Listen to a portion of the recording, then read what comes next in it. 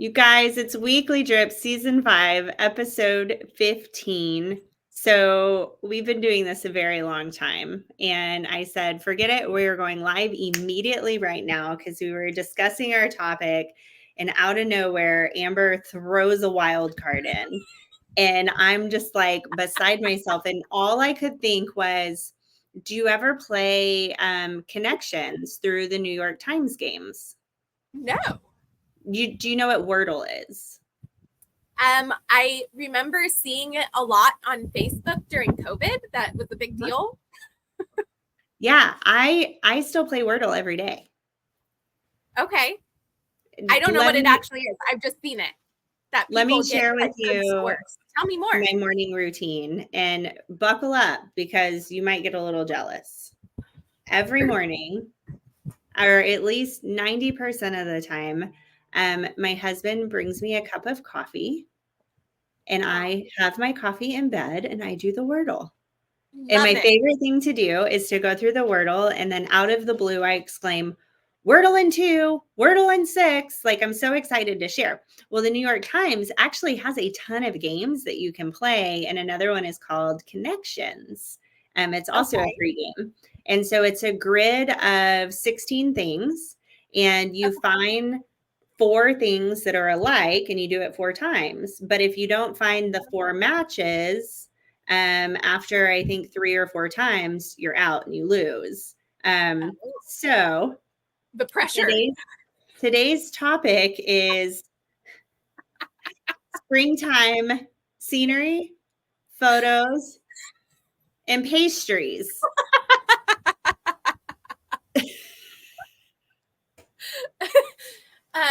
I was asked what I thought our topic should be, and those were the 3 things I came up with. And Ashley asked me, why pastries? And I said, I think maybe I was hungry when I was thinking about it.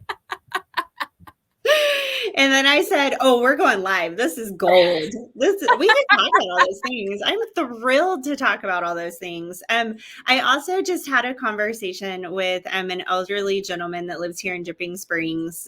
He doesn't do the internet, so I know he's not a watcher of this show, which is just fine. And at the end of a phone call that we just had, he goes, it would just be so nice if when I turned on the news, they were sharing the good things that are happening in the world.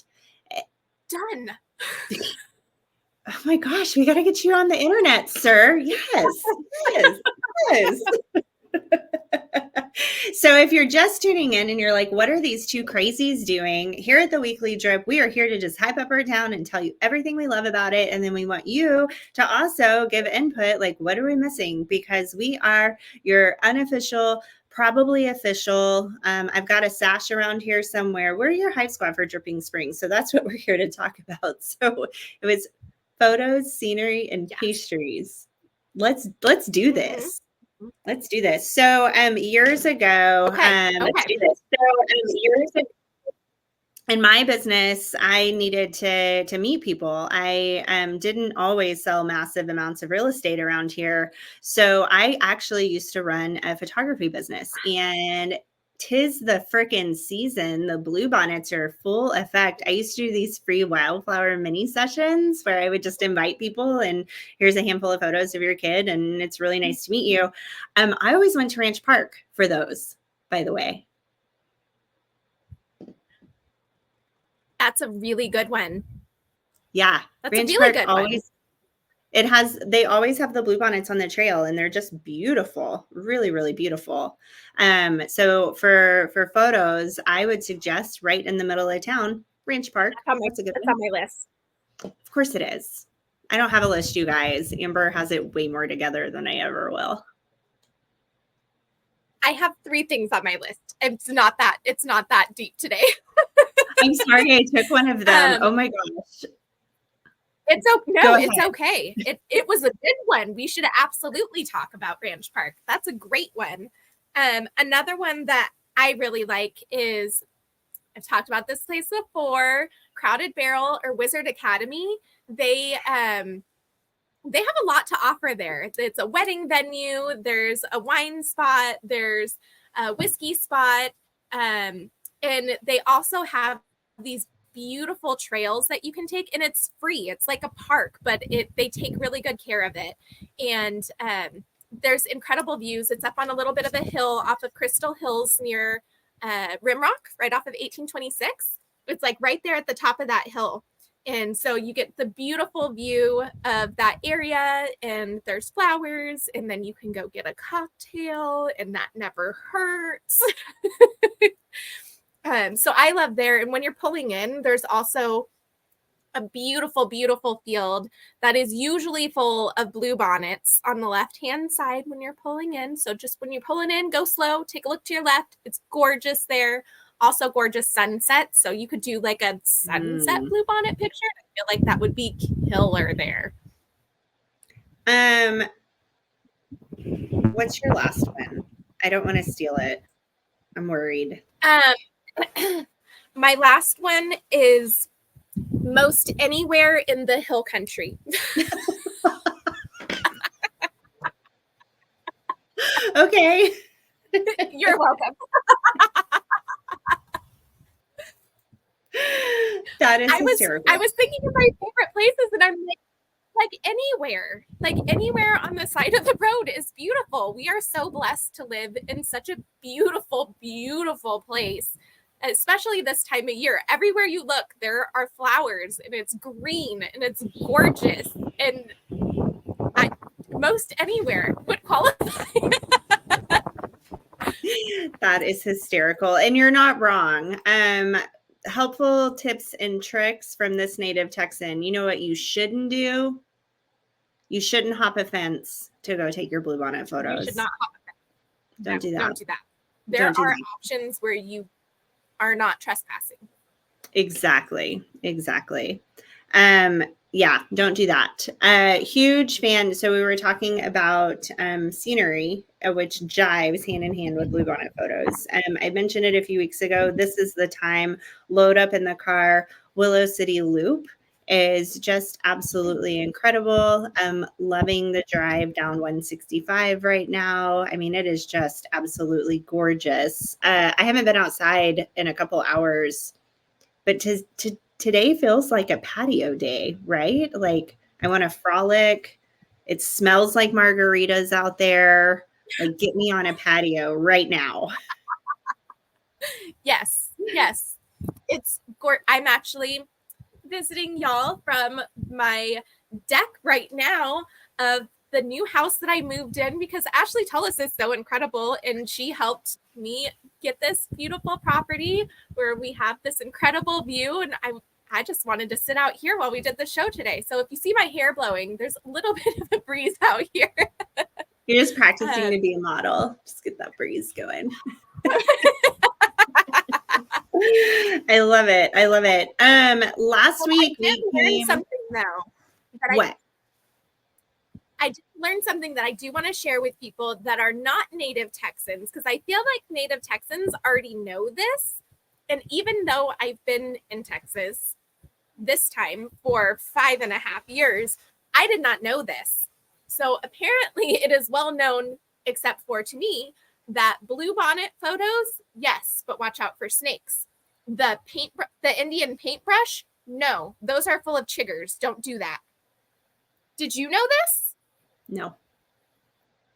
Apparently they are prone to chiggers, which we're not in chigger season yet. If you don't know what chiggers are, that's so sweet. I'm so happy for you. I hope you never learn them at all costs. We're awful. They're the worst thing ever. It's like mosquitoes on steroids in the most uncomfortable places. That's really interesting, because I've always felt like chiggers thrive in like shaded environments. Little as it gets hotter. So I'm guessing those just come out a little bit later. But yeah, wooded shaded environments, I don't think they don't bake in the sun at all. Oh God, they're terrible. The muscle memory. I'm thinking about it now. I'm like, oh, they're awful. I hope you never learn what they are. But no, I'd never heard that before. That's really interesting. Don't wish chiggers on my worst enemy. They're awful. But we are coming up on chiggers. Yeah, it is kind of right around the corner. My trick for that, and this one is tried and true. If you've been out in the wilderness and you're thinking, did I get into them? You won't know till the next day, and then you'll know you really screwed up and it's way too late. Go get in the bath and pour a cap full of bleach in the water. It'll kill them off. And I know that seems like a little bit weird to pour a little bit of bleach in your water, but don't drink the water. But get in it, get up to your neck in it, it'll kill them off. So that's my trick. Stop them before they start. Oh, they're terrible, terrible, terrible. I also learned about a new variety of plant, and I'm going to confirm with my production staff that I have this right. Is it bastard cabbage? Okay. Have you ever heard of bastard cabbage? What? Yes. They're those pretty yellow flowers, but they are highly invasive and they are strangling out all the bluebonnets. So if you see them, we're supposed to pull them and get rid of them. No way. I'd never heard that in my life. Lauren, it was Lauren. She's the one that told me about it. We saw it on the side of the road and she's like, look at all that bastard cabbage. I'm like, what are you talking about? Excuse me? So they're squeezing out the bluebonnets? That's what I heard, that they are like competing for the same ground and they're like stealing the nutrients from the soil or something, but now that I know this, when I see them, they're usually right next to the bluebonnets. Huh. That is very, very interesting. As they are, if you see them, you should probably pull them if you like bluebonnets. Yeah. Yeah. And I know it's said that it's illegal to pick bluebonnets, but that's actually not true. You won't get a ticket. That's not true. Okay. Yeah, so then our last topic was pastries. I have to go off topic because I meant to start our time together a certain way and I didn't, and I'm kicking myself, and I want to make sure that I get this right. So bear with me while I'm double checking something on this here internet, because I know it's going to be there. And I think I'm getting that. So last week you saw Amber and I come to you live from the library. We had a goal of raising, or the library had a goal on Library Giving Day of raising $100,000. How I can even spit this number out without crying is kind of beside me. The amount raised, and this actually isn't the final total. I don't know what the proceeds from other businesses. This is a drum roll, just so you know. Drum roll. I love it. Was $338,896.10. So 3x the goal, which I'm so blown away. That was 423 lifelong learners supported the library with that gift giving total. Wow. Freaking wow. The average donation is typically $25 from an individual. In doing the math, that was about 10x. So there was some amazing support from businesses like HEB gave $50,000. The Weekly Drip Book Club, if you don't know, now you know, we have pledged $5,000 to the library. So when you take out those like big chunk donations and you look at like what was the overall kind of average giving total, it was about $250. So they 10x the standard people from the streets donation. And I'm just so proud. So proud. So thank you, Dripping Springs. Y'all are incredible. Thank you. Y'all have showed up. We so appreciate all the donations that were already received, and we're not done yet though. This was just a part of it, and we really did great. Oh my gosh, I'm so excited for what we've been able to accomplish already in such a short period of time. Yes. And for those of you who have businesses that you've been looking for a way to give back in a meaningful way, this is your opportunity. This is something that's not just going to be a one-time thing, like you gave some money and it lasted for a second and then it didn't really make a big difference after that amount of time. This is something that our community is going to be able to enjoy for generations.